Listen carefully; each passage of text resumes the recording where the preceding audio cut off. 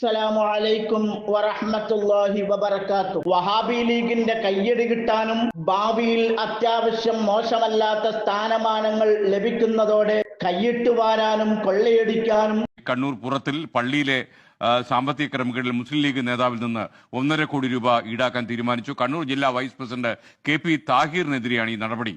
Recovery നടപടി നിർദ്ദേശിച്ച് ഉത്തരവ് പുറത്തുവന്നു. സജോ ദേവസ്യ വിശദാംശങ്ങൾ നൽകും കണ്ണൂരിൽ നിന്ന്. സജോ, ഗുഡ് മോർണിംഗ്, പറയൂ.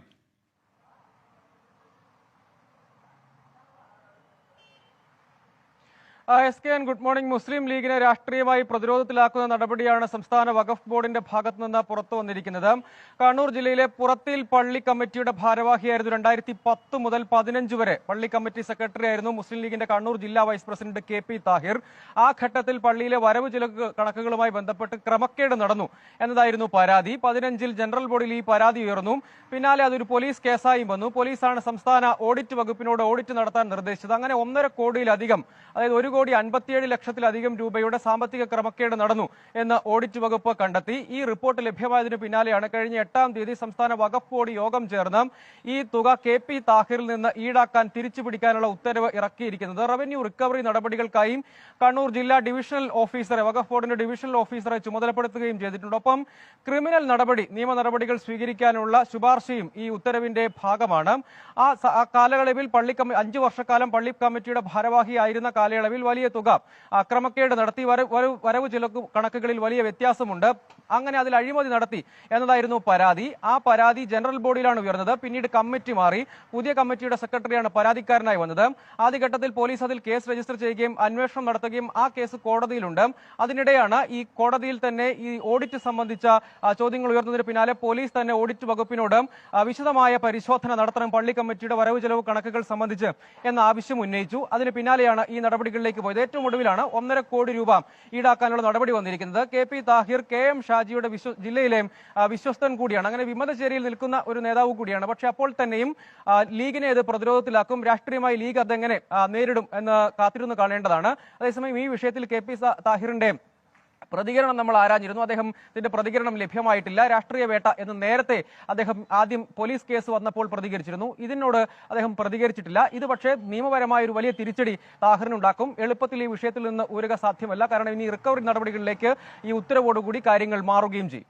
ഖുർആനും സുന്നത്തും ബാധകമല്ലാത്ത വഹാബി ലീഗുകാർക്കൊപ്പം കയ്യിട്ട് വാരാനും എന്ത് പറയണം ഏത് പറയണം എന്ന് പോലും ബോധമില്ലാതെ വായിൽ തോന്നിയത് കോതക്ക് പാട്ട് എന്ന നിലയിലെത്തിയിരിക്കുകയാണ് വഹാബി ലീഗ് അനുകൂലികളായ EK വിഭാഗം സമസ്തയിലെ ചില നേതാക്കന്മാർ. അതിൽപ്പെട്ട ഒരാളാണ് നാസർ ഫൈസി കൂടത്തായി. ആരിൽ നിന്നാണ് മുലപ്പാൽ നുണഞ്ഞതെന്ന് മറന്നുപോയിരിക്കുകയാണ്. ആൺകുട്ടികൾ ഉമ്മയുടെ മുലപ്പാൽ കുടിച്ചപ്പോൾ നാസർ ഫൈസി കൂടത്തായി മുല കുടിച്ചത് ആണുങ്ങളിൽ നിന്നാണ്. ശംസുൽ ഉലമയുടെ മുലപ്പാലാണത്രേ നാസർ ഫൈസി കൂടത്തായി കുടിച്ചിട്ടുള്ളത്. നമുക്കതൊന്ന് കേട്ടു നോക്കാം. നേരത്തെ ഓണംപള്ളി പറഞ്ഞ പോലെ അരിയുണ്ടിന് ആശാരിച്ചേം കടിച്ച് വീണ്ടും ഡാഷിന്റെ മുറുമുറുപ്പ് എന്ന മട്ടാണെങ്കിൽ പറയേണ്ട പോലെ പറയാനുള്ള ചങ്കുറപ്പ് ഈ സംഘടനക്കുണ്ട്, ഈ പ്രസ്ഥാനത്തുണ്ട്. ശംസുൽ ഉലമയുടെ മുലപ്പാൽ കുടിച്ച് വളർന്നവർക്കുണ്ട് എന്ന ബോധ്യമുണ്ടാവണം നിങ്ങൾ. ശംസുൽ ഉലമയുടെ മുലപ്പാൽ കുടിച്ച് വളർന്നവർക്കുണ്ട് എന്ന ബോധ്യമുണ്ടാവണം നിങ്ങൾ. രണ്ടാമത്തെയാൾ അബ്ദുസ്സമദ് പൂക്കോട്ടൂരാണ്. വഹാബികളുടെ സ്വഭാവം തന്നെ, അവരുടെ മുഖമുദ്ര തന്നെ കളവ് പറയലാണ്. ലോകത്ത് ആദ്യമായും അവസാനമായും കളവ് മത്സരം നടത്തുകയും ഏറ്റവും കൂടുതൽ നന്നായി കളവാണ് പറഞ്ഞത് എന്ന് തിരിച്ചറിയാൻ പറ്റാത്ത വിധത്തിൽ കളവ് പറഞ്ഞയാൾക്ക് റെക്സോണ സോപ്പ് സമ്മാനം നൽകിയതുമായ ഏക പ്രസ്ഥാനം വഹാബി പ്രസ്ഥാനമാണ്. അതിന് ഖുർആനും സുന്നത്തും വഹാബികൾക്ക് ബാധകമല്ല. അവരുണ്ടാക്കിയ പ്രസ്ഥാനമാണ് വഹാബി ലീഗ്. അതിന്റെ കൂലി പ്രഭാഷകനാണ് അബ്ദുസ്സമദ് പൂക്കോട്ടൂർ. അയാളിൽ നിന്ന് റെക്സോണ സോപ്പ് സമ്മാനം കിട്ടേണ്ടതും അല്ലാത്തതുമായ കാര്യങ്ങൾ കൂട്ടിക്കലർത്തിയുള്ള വാക്കുകളല്ലാതെ മറ്റൊന്നും പ്രതീക്ഷിക്കേണ്ടതില്ല. അയാളുടെ മുഴുക്കളവും അർദ്ധസത്യവും ചില സത്യങ്ങളും നമുക്കൊന്ന് കേട്ടുനോക്കാം. 89 പോയ ആളുകൾ എന്താണോ പറഞ്ഞത് അതേ വാചകമാണ് ഇപ്പോഴും പറഞ്ഞുകൊണ്ടിരിക്കുന്നത്. അതേ വാചകം. അവരാണ് ആദ്യമായി സമത്വയെ രാഷ്ട്രീയവൽക്കരിച്ചു എന്ന് ആദ്യമായി പറഞ്ഞത് അവരാണത് പറഞ്ഞത്. സമത്വയെ രാഷ്ട്രീയവൽക്കരിച്ചു എന്ന് ആദ്യം പറഞ്ഞത് അവരാണ്. ആദ്യം പറഞ്ഞത് സമത്വ കേരള ജംഇയ്യത്തുൽ ഉലമയെ മുസ്ലിം ലീഗിന്റെ ആലയിൽ കൊണ്ടുപോയി കെട്ടിയെന്ന്.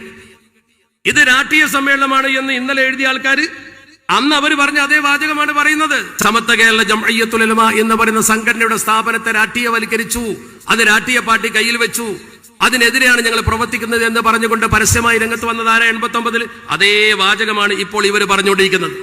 എറണാകുളത്ത് സമ്മേളനം വെച്ച് ഭിന്നിപ്പുണ്ടാക്കിയതാരാ?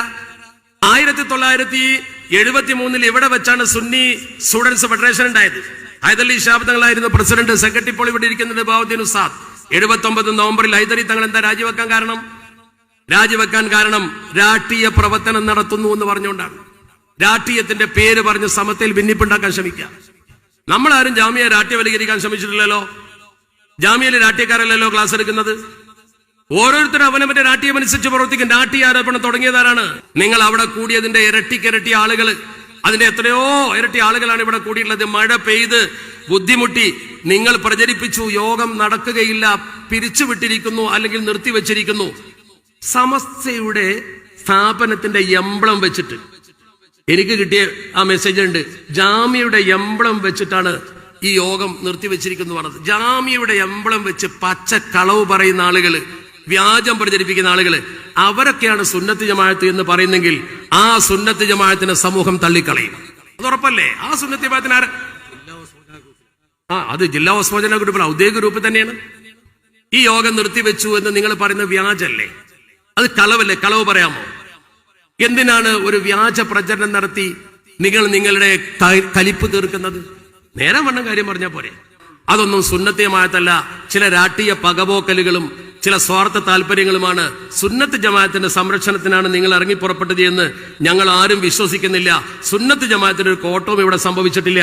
അങ്ങനെ വല്ല കോട്ടവും സംഘടിപ്പിക്കുമ്പോൾ അങ്ങനെ സംഭവിക്കുമെന്ന് തോന്നിയാൽ സുന്നത്ത് ജമാഅത്തിന്റെ സംരക്ഷണത്തിന് വേണ്ടി 89-ൽ ഈ സുന്നത്ത് ജമാഅത്തിനെ മറ്റൊരു വഴിക്ക് കൊണ്ടുപോകാൻ ശ്രമിച്ചപ്പോ അതിനെതിരെ കവലകൾ തോറും പ്രസംഗിച്ച് സമൂഹത്തെ ബോധ്യപ്പെടുത്തി സമത്വക്കൊപ്പം നിന്ന നേതാക്കളുടെ പാരമ്പര്യം നമ്മുടെ മുമ്പിലുണ്ട്. ആ പാരമ്പര്യത്തോടു കൂടി തന്നെ സമൂഹത്തെ ബോധവൽക്കരിച്ച് ഈ ഉമ്മത്തിനെ അഹ്ലു സുന്നത്തി വൽ ജമാഅത്തിന്റെ പാതയിൽ ഉറപ്പിച്ചു നിർത്താൻ ഞങ്ങൾ നിങ്ങളെക്കാൾ മുന്നിലുണ്ടാകുമെന്ന് ഉറപ്പിച്ചു പറയാൻ ഞാൻ ആഗ്രഹിക്കാം. ഒരുപക്ഷെ നിങ്ങൾക്കതിന് കഴിയില്ല. അപ്പോഴേക്കും നിങ്ങളെ കൂട്ടത്തിൽപ്പെട്ട ആളുകൾ നിരീശ്വര നിർമ്മത പ്രസ്ഥാനത്തിലേക്ക് പോയി കഴിഞ്ഞിട്ടുണ്ടാകും. തിരിച്ചു വിളിച്ചാൽ കിട്ടുമെന്ന് എനിക്ക് തോന്നുന്നില്ല. അത് സംഭവിക്കും. നിരീശ്വരത്വം ആദർശത്തിന് ഏറ്റവും അപകടകരമാണ്. അതിനെ സാമാന്യവൽക്കരിക്കുന്നത് ശരിയല്ല. ആ സാമാന്യവൽക്കരണമാണ് ഇപ്പൊ നമ്മുടെ സമൂഹത്തിൽ നടക്കുന്നത്. അവിടെ ഞാൻ അവസാനമായി ബ്രീഫായി 1-2 കാര്യങ്ങൾ പറയുന്നു. അത് പറഞ്ഞ് അവസാനിപ്പിക്കുകയാണ്. കാരണം ഇവിടെ ഓണംപള്ളി പ്രസംഗിക്കാണ്ട്, നാസർ വൈസി പ്രസംഗിക്കാണ്ട് പ്രധാന പ്രസംഗങ്ങളാണ്. റിയാവുദ്ദീൻ വൈസി പ്രസംഗം. ഒന്ന്, ഒരു സ്ഥാപനത്തിലെ നിയമനാധികാരവും നീക്കം ചെയ്യാനുള്ള അധികാരം സ്ഥാപനത്തിനാണ്. ഇവിടുത്തെ കീഴ്വഴക്കം അതാണ്. മിനിറ്റ്സ് പറയുന്നതാണ്. അതിന് സമത്വം ഇതുവരെ എഴുതിട്ട് പറഞ്ഞിട്ടില്ല. സമത്വം നിർദ്ദേശം കൊടുത്തിട്ടും അവരൊക്കെ ഉള്ളത് കൊണ്ട് തന്നെ അങ്ങനെയാണ് നടന്നിട്ടുള്ളത്. പരാതി ഉണ്ടെങ്കിൽ നിങ്ങൾക്ക് ജാമ്യ കമ്മിറ്റിക്ക് പരാതി കൊടുക്കാമായിരുന്നു, മുഷാവറക്ക് കത്ത് കൊടുക്കാമായിരുന്നു. പരസ്യമായി വിഴുപ്പലക്കിയത് ശരിയല്ല. ആ പരസ്യമായ വിഴുപ്പലക്കൽ സമൂഹത്തിന് ഗുണം ചെയ്യില്ല. അതുകൊണ്ട് ഭിന്നിപ്പുണ്ടാകുമെന്ന തോന്നൽ സമൂഹത്തിൽ ഉണ്ടാവുകയും ചില മാധ്യമങ്ങളും അതുപോലെ ദൃശ്യമാധ്യമങ്ങളും ഈ ഭിന്നിപ്പ് പ്രോത്സാഹിപ്പിക്കാനും അവർക്ക് വാർത്ത കിട്ടാനും നിങ്ങൾ കരുക്കളാകുന്നെന്ന് മാത്രമേ ഉള്ളൂ. തെരഞ്ഞെടുത്ത ഈ സമയം, നിങ്ങൾ ഇതിന് തെരഞ്ഞെടുത്ത സമയം മുസ്ലിം ഉമ്മത്തിന്റെ വഖഫ് സ്വത്ത് നമ്മുടെ പള്ളിയുടെ വഖഫ് സ്വത്താണെങ്കിലും ഏതെങ്കിലും ഒരു തലതെറിച്ചവൻ അത് വഖഫ് സ്വത്തല്ല എന്നൊരു പരാതി കൊടുത്താൽ ഒരു ഡെസിഗ്നേറ്റഡ് ഓഫീസർ, കലക്ടർക്ക് മുകളിലുള്ള ആള് ഉടനെ വന്ന് അന്വേഷിച്ച് ആദ്യം അത് ബാൻ ചെയ്യും. അന്ന് മുതൽ അത് വഖഫല്ല. എല്ലാ അഭിഭാഷകന്മാരോടും ചോദിച്ചു നോക്കൂ. അവർ വെച്ച നിയമത്തിന്റെ ഏറ്റവും ഗൗരവതരമായ കാര്യം, ഈ മുറ്റം ഇത് വഖഫല്ല എന്നൊരാൾ പരാതി കൊടുത്താൽ ഇത് കേസിലാണ്. കേസിൽ നിൽക്കുന്ന സമയത്ത് വിധി പറയുന്നത് വരെ അത് വഖഫല്ല. വഖഫയാണെങ്കിൽ അവിടെ ഒരിക്കലും മറവ് ചെയ്യാൻ പറ്റൂല. പള്ളിയാണെങ്കിൽ തുറക്കാൻ പറ്റൂല. ചാൽക്കണ്ടില് 100 കണക്കിന് മദ്രസകൾ പൂട്ടിച്ചു. നിങ്ങൾ വായിക്കും പത്രത്തില്.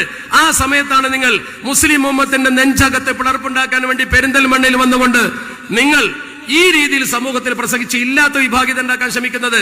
അത് സമുദായം സഹിക്കുകയില്ല എന്ന് ആവർത്തിച്ച് പറയാൻ ഞാൻ ആഗ്രഹിക്കുക. അതിൽ സമൂഹത്തിന് വേദനയുണ്ട്. ആ വേദന കൊണ്ടാണ് ഈ ആൾക്കാരൊക്കെ വന്നത്. ആ വേദനയാണ് ഈ ആൾക്കാർ പ്രകടിപ്പിച്ചത്.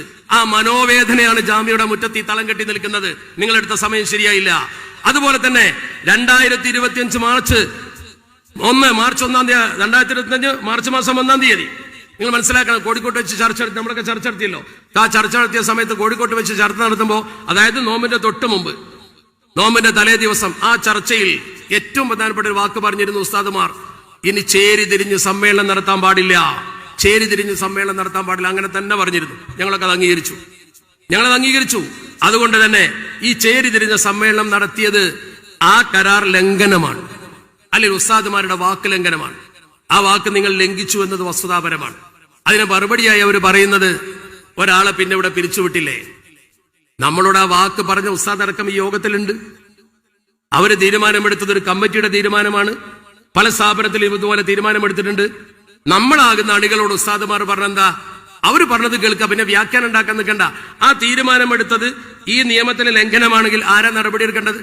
സമത്യാണ്, ആലിമീങ്ങളാണ് അത് പറയേണ്ടത്. നമ്മൾ ചേരി തിരിഞ്ഞ് ഒരു സമ്മേളനം നടത്തിയത് ശരിയായോ ആ തീരുമാനത്തിന്റെ അടിസ്ഥാനത്തിൽ? പിന്നെ ജാമിയ കമ്മിറ്റി ഉസ്താദുമാർ മോശപ്പെട്ട വാക്ക് പറഞ്ഞു, സമത്തയുടെ ആലിമീങ്ങളാണ്. അതിന് അന്വേഷിച്ച് നോക്കുമ്പോൾ സമത്തയുടെ ആലിമീങ്ങളൊന്നും അവരാരും അങ്ങനെ പറഞ്ഞതായി എനിക്ക് വിവരം കിട്ടിയില്ല. അതൊക്കെ അവര് പറയും. അവര് ഇതുപോലത്തെ ചില വാക്കുകൾ പറഞ്ഞ ആളുകളെ കുറിച്ച് പറഞ്ഞു എന്നാ പറയുന്നത്. സമത്തയുടെ ആലിമീങ്ങളെ കുറിച്ചല്ല പറഞ്ഞത് എന്നാണ് അന്വേഷണത്തിൽ ലഭ്യമായ വിവരം. എന്നിട്ട് ജാമ്യയിൽ മോശപ്പെട്ട രീതിയിൽ ക്ലാസ്സിൽ പറയുന്നു എന്ന് പറഞ്ഞുകൊണ്ട് ജാമ്യയുടെ ക്രെഡിബിലിറ്റി നഷ്ടപ്പെടുത്തുക. ജനങ്ങൾ സംഭാവന തന്നിട്ടാണ് ഈ സ്ഥാപനം നടക്കുന്നത്. ജനങ്ങളെ മനസ്സിൽ ഈ സ്ഥാപനത്തെ കുറിച്ച് അവമതിപ്പുണ്ടാക്കിയാൽ ബാഫകിത്തങ്ങളും പാണക്കാട്ട പൂക്കോയത്തങ്ങളും മഹാന്മാരായ സമത്തയുടെ ആലിമീങ്ങളും കൂട്ടമൽ ഉസ്താദൊക്കെ ഇതിനു വേണ്ടി അധ്വാനിച്ചത്, കാളമ്പാടി ഉസ്താദൊക്കെ അധ്വാനിച്ചത് അറിയാലോ. ശംസുല്ലമയെ പോലുള്ള മഹാരഥന്മാർ അവരധ്വാനിച്ച് വളർത്തിക്കൊണ്ടുവന്ന ഒരു സ്ഥാപനത്തിന്റെ ആദരവ് സമൂഹത്തിൽ നഷ്ടപ്പെടുത്തുന്ന വാക്ക് നമ്മൾ പറയാവോ? അതും ഞാനല്ല എന്ന് പറഞ്ഞ, ഞാനിതിന്റെ ഇവിടുത്തെ ശിഷ്യനല്ല, ഇവിടുത്തെ ശിഷ്യന്മാരായാലും പറയാമോ? നിങ്ങൾ നോക്ക്, ശിഷ്യന്മാർ പറഞ്ഞു മനസ്സിലാക്കി ശിഷ്യന്മാരതിൽ നിന്ന് പിന്തിരിപ്പിക്കേണ്ട ആളുകള് അവരെ കൂട്ടിയിട്ട് പ്രതിഷേധം നടത്താൻ നിർദ്ദേശം കൊടുക്കുന്നത് ശരിയാണോ? ഈ ചോദ്യങ്ങൾക്കൊക്കെ മറുപടി കിട്ടണ്ടേ? അതുപോലെ നോക്ക് നിങ്ങള്, നമ്മുടെ സമൂഹത്തെ സംബന്ധിച്ചിടത്തോളം ഇവർക്ക് സമൂഹത്തിൽ കാര്യങ്ങൾ ബോധ്യപ്പെടുത്തണമെന്നുണ്ടെങ്കിൽ ആദ്യം ചെയ്യേണ്ടത് സമത്തെ സമീപിക്കലായിരുന്നു. ഗുരുവര്യന്മാർ എന്തുകൊണ്ട് ഇവരെ തടഞ്ഞില്ല എന്നുള്ളൊരു ചോദ്യം ഞങ്ങൾ മുമ്പിലുണ്ട്. പക്ഷെ ഞങ്ങൾക്ക് മനസ്സിലായത് എന്താണെന്നറിയോ? അത് നടത്തണ്ടെന്ന് ഉസ്താദുമാർ പറയാത്തത് ഞാൻ മനസ്സിലാക്കുന്നത് എന്താറിയോ? ഇവർ പറഞ്ഞാൽ കേൾക്കൂല. അതിന്റെ തെളിവെന്താ? മലപ്പുറത്തൊരു ചർച്ച വെച്ചപ്പോ ഇവര് വരാൻ പറഞ്ഞപ്പോ ഇവര് വന്നില്ല. പറഞ്ഞാൽ കേൾക്കാത്തവരോട് പിന്നെ ഉസ്താദുമാർ പറയില്ലല്ലോ. അല്ലെങ്കിൽ ഉസ്താദുമാർ പറയും, നിങ്ങളിപ്പോ അങ്ങനെ നടത്തണ്ട എന്ന് ഉസ്താദുമാർ പറയും. ഇവര് പറഞ്ഞാൽ കേൾക്കാത്തൊരു ടീമാണ്. ഞങ്ങള് ആ ചർച്ചയിൽ മലപ്പുറത്ത് ഞങ്ങളെ കൂടെ ഇരുന്ന ആളുകളെ സാക്ഷി നിർത്തിക്കൊണ്ട് ഉസ്താദുമാരിൽപ്പെട്ട ഒരു പ്രമുഖനായ പണ്ഡിതൻ പറഞ്ഞ വാക്ക് ഇവര് പലരും സാക്ഷിയാ. ഇവര് പറഞ്ഞപ്പോ വന്നു, ഇവര് നമ്മൾ പറഞ്ഞത് കേട്ടു, മറ്റൊരു പറഞ്ഞിട്ട് വന്നില്ലല്ലോ എന്നാ പറഞ്ഞത്. അപ്പൊ നമ്മൾ പറഞ്ഞത് കേട്ടു എന്ന് നമ്മളെ മുമ്പിൽ വെച്ച് പറഞ്ഞത് അവർ കേൾക്കേ രീതിയിൽ നമ്മൾ അവരോടൊരുക്കെ പറഞ്ഞിട്ടുണ്ട് ഒരു ചർച്ചയിൽ. മലയമ്മ വൈസി ഇവിടെ ഉണ്ടല്ലോ, നസർ വൈസി ഇവിടെ ഉണ്ടല്ലോ, അങ്ങനെ പറഞ്ഞത് അവർ വിശദീകരിക്കട്ടെ, അവർക്കൊക്കെ അറിയാമല്ലോ. അതുകൊണ്ട് ജാമിയ നൂരിയ ഇന്നേ വരെ സമത്തയുടെ പന്ഥാവിൽ നിന്ന് വ്യതിചലിക്കാതെ അതിന്റെ പഴയകാലം ഇൻഡുസിലും തീരുമാനത്തിലും ഉള്ളതുപോലെ അതിന്റെ ആലിമീങ്ങൾ നടത്തിക്കൊണ്ടു പോകുമ്പോ പാണക്കാട് തങ്ങളോട് എന്തെങ്കിലും വിരോധം വെച്ച് ജാമിയെ സമൂഹത്തിൽ അവമതിക്കാൻ ശ്രമിക്കുകയാണെങ്കിൽ ഈ സമുദായം ജാമിയക്ക് പിന്നിലും ബഹുമാനപ്പെട്ട പാണക്കാട് സാദാത്യങ്ങൾക്ക് പിന്നിലും പാറ പോലെ ഉറച്ചു നിൽക്കുമെന്ന സത്യം ഈ സമൂഹത്തിനറിയാം. അതിനെ നിങ്ങൾ രാഷ്ട്രീയ പേരിട്ട് വിളിച്ചാലും ഇതിനെ രാഷ്ട്രീയ സമ്മേളനമാക്കിയാലും സമൂഹം അത് അംഗീകരിക്കുന്നില്ല. ഈ സോഷ്യൽ മീഡിയ ഒക്കെ വരുന്നതിന്റെ മുമ്പ് തന്നെ ഇതിനു വേണ്ടി പ്രവർത്തിച്ച ധാരാളം ആളുകൾ ഇവിടെ ഉണ്ട്. ഫേസ്ബുക്ക് ഒക്കെ 2004 തുറക്കുന്നത്. 2004 മുമ്പ് ജാമ്യല്ലേ? വാട്സപ്പ് 2009 വരുന്നത്. അതിന് മുമ്പ് ജാമ്യല്ലേ? നിങ്ങൾ കുറെ വാട്സപ്പ് മുഫ്തിമാര് വന്നിട്ട് സമൂഹത്തിൽ എന്തിനു ഭിന്നത ഉണ്ടാക്കുന്നു? ആ ഒരൊറ്റ ചോദ്യം മാത്രമേ നമുക്ക് ചോദിക്കാനുള്ളൂ. വാട്സപ്പിലും ഫേസ്ബുക്കിലും പരസ്യമായ വീഴ്പ്പലക്കലിലുമല്ല ഇത് തീർക്കേണ്ടത്. ഉസ്താദുമാരുമായി ചർച്ച ചെയ്ത് ഒരു രമ്യതയിലെത്തി വഖഫ് സ്വത്ത് പോലും നഷ്ടപ്പെടുന്ന സമയത്ത് വ്യക്തിത്വം ഉമ്മത്തിന്റെ നഷ്ടപ്പെടുമ്പോ നമ്മുടെ ഉത്തരേന്ത്യയിലൊക്കെ മദ്രസ പൂട്ടാൻ തുടങ്ങി, പള്ളി പൊളിക്കാൻ തുടങ്ങി. അതിവിടെ വരുമ്പോ ഇവര് കളിയാക്കും, ഫാഷിസം തലക്ക് മീതെ വരുന്നു, ഞങ്ങൾക്ക് ഫാഷിസം അല്ല പ്രശ്നം, ഞങ്ങൾക്ക് സുന്നത്യമായിട്ടാണ് പ്രശ്നം എന്ന് പറയുന്നു. അത് പണ്ട് മറ്റൊരു പറഞ്ഞു തന്നെയാണ്, ബാബരി പള്ളിയല്ല പ്രശ്നം, പാലപ്പറ്റ പള്ളിയാണ് പ്രശ്നം എന്ന് പറഞ്ഞത് ഓർമ്മ ഉണ്ടോ? അവിടേക്ക് മടക്കുന്നത് നിങ്ങൾ ഈ ഉമ്മത്തിനെ 89 വലിച്ചു കൊണ്ടുപോകുന്നത്. അത് തടയാൻ ഞങ്ങൾ പ്രതിജ്ഞാബദ്ധരാണ് എന്ന് ഉറക്കെ പ്രഖ്യാപിക്കുന്ന ഈ സമ്മേളനത്തിന് പ്രകൃതിയുടെ മാറ്റത്തെ വകവെക്കാതെ ഓടി വന്ന നിങ്ങളെ അഭിനന്ദിച്ചുകൊണ്ട് ഇനിയും ആവശ്യമായി വന്നാൽ സമത്വ വിളിച്ചാൽ, ജാമ്യ വിളിച്ചാൽ, നമ്മുടെ നേതാക്കൾ ഉത്തരവിട്ടാൽ ഈ രീതിയിൽ ഒരുമിച്ച് കൂടാനും സമാധാന മാർഗത്തിൽ പ്രതിഷേധങ്ങളല്ല കാര്യങ്ങൾ ബോധ്യപ്പെടുത്തി കൊടുക്കുന്ന വിശദീകരണ സമ്മേളനങ്ങൾ നടത്താനും ഈ ഉമ്മത്ത് തയ്യാറാണ് എന്ന് ഉറക്കെ പ്രഖ്യാപിച്ചുകൊണ്ട് ഞാൻ എന്റെ വാക്കുകൾ അവസാനിപ്പിക്കുന്നു. അസ്സലാമു അലൈക്കും. ഇത്തരം വാർത്തകളും വിശേഷങ്ങളും അറിയാൻ ഞങ്ങളുടെ ചാനൽ ഉടൻ തന്നെ സബ്സ്ക്രൈബ് ചെയ്യുക, ലൈക്ക് ചെയ്യുക, ഷെയർ ചെയ്യുക. ജനങ്ങളിലേക്ക് എത്തിക്കണമെന്ന് നിങ്ങൾ ആഗ്രഹിക്കുന്ന വാർത്തകളും വിശേഷങ്ങളും പ്രമുഖരുടെ പ്രഭാഷണങ്ങളും ഞങ്ങളുടെ വാട്സപ്പ് നമ്പറിലേക്ക് അയച്ചു തരിക. നന്മ വളരട്ടെ, തിന്മക്കെതിരെ നമുക്ക് ഒരുമിച്ച് നിൽക്കാം.